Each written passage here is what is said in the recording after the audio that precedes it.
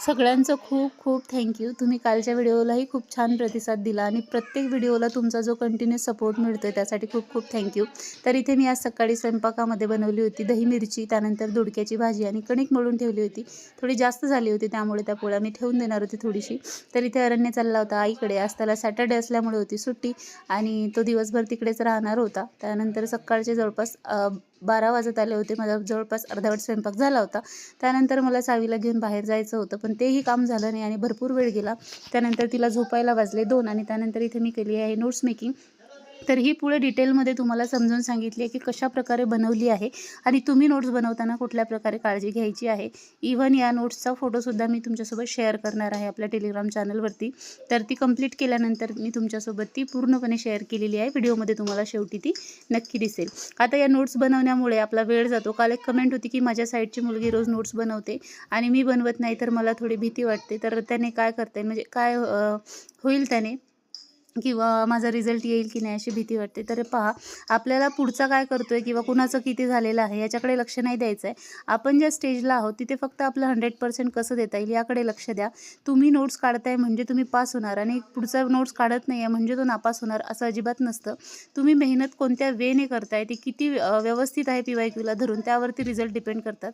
त्यानंतर संध्याकाळी आमच्याकडे आज असतो सॅटर्डेचा बाजार. तर बाजार आणलेला होता तर ते साफ करायचं काम होतं आणि संध्याकाळच्या जवळपास याला 1-1.5 तास गेला.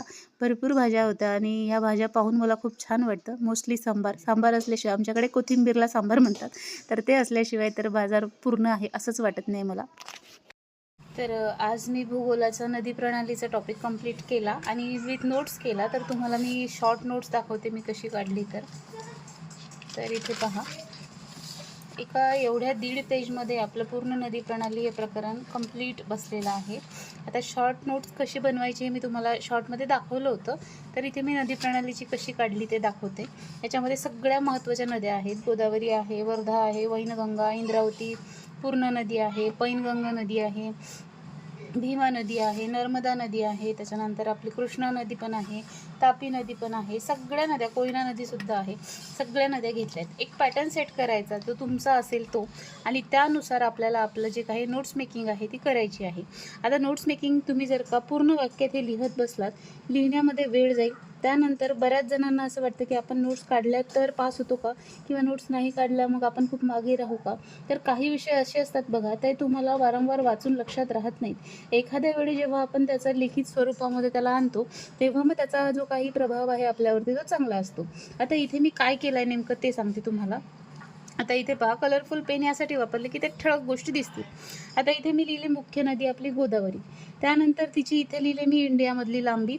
इथे लिहिले महाराष्ट्रामधील लांबी. महाराष्ट्रात किती टक्के क्षेत्र व्यापते, 49%, आणि भारतामध्ये 10% क्षेत्र गोदावरी नदी व्यापते. त्यानंतर उगम मी त्याच्या साईडला लिहिलं इथं नाशिक येथे त्र्यंबकेश्वरमध्ये. त्यानंतर कुठल्या कुठल्या राज्यामधून वाहते, महाराष्ट्र, तेलंगणा, आंध्र प्रदेश. महाराष्ट्रातले मग जिल्हे कोणते कोणते आहेत व्यापणारे किंवा तिच्या गोदावरी नदीच्या काय म्हणता येईल आपल्या क्षेत्रामध्ये येणारे, जे आपण खोरं म्हणतो त्याला, त्यामध्ये येतं जालना येतं, परभणी येतं, हिंगोली येतं, नांदेड येतं आणि लातूर येतं. त्यानंतर आता याला दक्षिणेकडून मिळणाऱ्या नद्या आणि उत्तरेकडून मिळणाऱ्या नद्या, उजव्या तीराने मिळणाऱ्या नद्या आणि डाव्या तीराने मिळणाऱ्या नद्या. तर ते आपण असं उभ्या फॉर्मॅटमध्ये लिहिले जेणेकरून आपल्याला ते वारंवार, आणि याच्यावरती मेनली प्रश्न जास्त वेळा असतात. उगम विचारते, लांबी विचारते, त्याच्यानंतर उपनद्या विचारल्या जातात, कोणत्या तीराने येतात ते कधी कधी सिरियली सुद्धा विचारल्या जातात. तर पहा, कादवा, शिवना, खाम म्हणजे उत्तरेकडून मिळणाऱ्या नद्या या साईडला लिहिल्या आहेत आणि इकडे दक्षिणेकडून मिळणाऱ्या नद्या या साईडला लिहिल्या आहेत. त्यानंतर हे प्राणहिता नदी आहे. तर ही 3 नद्यांचा संगम आहे, वर्धा, वैनगंगा आणि पैनगंगा. त्यानंतर जे काही महत्त्वाचं असेल मग ते मी इथे असं लिहून ठेवलेलं आहे. नाशिक गंगापूर पहिलं मातीचं धरण आहे. म्हणजे जितकं शॉर्ट आपल्याला करता येईल आणि आपण जेव्हा नेक्स्ट टाइम ते वाचू तेव्हा ते आपल्याला लक्षात आलं पाहिजे, इतक्या शॉर्ट फॉर्मॅटमध्ये आपल्याला ते आणायचं आहे. त्यानंतर असंच इथं पूर्णा नदीचं लिहिलं आहे, अतिशय छोट्या रूपामध्ये पहा. लांबी लिहिली 273 किलोमीटर. उगम कुठे होतो, अजिंठा डोंगरात. डाव्या तीराने मिळणारी एकमेव नदी आहे खेळणा. उजव्या तीराने मिळणारी एकमेव नदी म्हणजे आपली अंजना, गिरजा, कापरा आणि दुधना. त्यानंतर मांजरा नदीचं सुद्धा असंच. बीड, पाटोदा, पदार, बालाघाटाच्या टेकड्यावरती उगम होतो. लांबी किती आहे, 72 किलोमीटर. कोणकोणत्या राज्यामधून जाते, महाराष्ट्र, कर्नाटक आणि तेलंगणा. आणि मग परत वाहस्ती तेलंगणामधून परत महाराष्ट्रामध्ये येते. सो अशा प्रकारे आहे. त्यानंतर उपनद्या कुठल्या कुठल्या आहेत, त्यावर जा, तेरणा, गिरणा, लेंडी आणि मण्याळ. त्यानंतर कर्नाटकमध्ये निजामपूर येथे प्रकल्प आहे निजामसागर नावाचा. अंबेजोगाई येथे नदी चौर्य केले आहे वान नदीने. ओके, सो अशा प्रकारे आपल्याला ही नदीची प्रणालीची माहिती इथे लिहिता येते. इथे वर्धा नदीची लिहिली आहे, सेम तसंच उगम लिहायचा, इकडून आपलं काय म्हणता येईल त्याची लांबी लिहायची.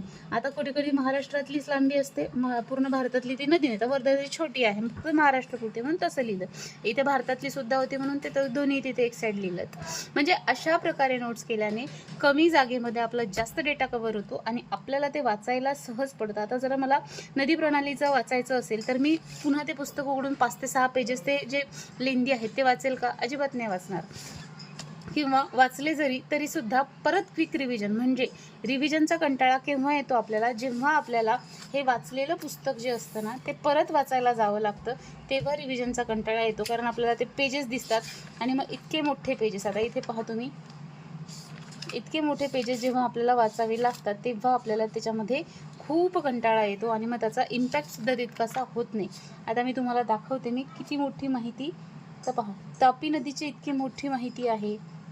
त्यानंतर इथे गोदावरी नदीची एवढी माहिती आहे. त्यानंतर इथं पूर्णा खोरे, पैनगंगा, म्हणजे या पूर्ण पेजवरची माहिती आहे. म्हणजे पूर्ण नदी प्रणालीच आपली इथं फक्त 1.5 पेजमध्ये बसलेली आहे. आता हे तुम्ही म्हणाल की अक्षर बारीक बारीक आहे म्हणून बसलं, असं काही नाही आहे. जर का तुम्हाला लक्षात ठेवण्यासाठी याचा उपयोग होत असेल तर हे खूप जास्त इफेक्टफुल असेल किंवा याचा खूप जास्त इम्पॅक्ट होईल तुमच्यावरती, रॅदर दॅन तुम्ही काढलेल्या लॉंग नोट्स असतील किंवा तुम्ही जर का म्हणजे दुसरा कुठला वे वापरत असाल तर.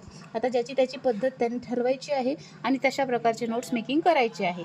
नोट्स मेकिंगमध्ये वेळ जातो, हो, एवढी नोट्स काढायला मला 1.5 तास लागला आणि वाचायला मला 2 तास लागले असते, असं ते असतं. म्हणजे एकदा वाचलं परत वाचतो आपण तेव्हा त्याची नोट्स काढायची, फर्स्ट टाइम नोट्स काढायची नाही म्हणजे आपल्या लक्षात येतं.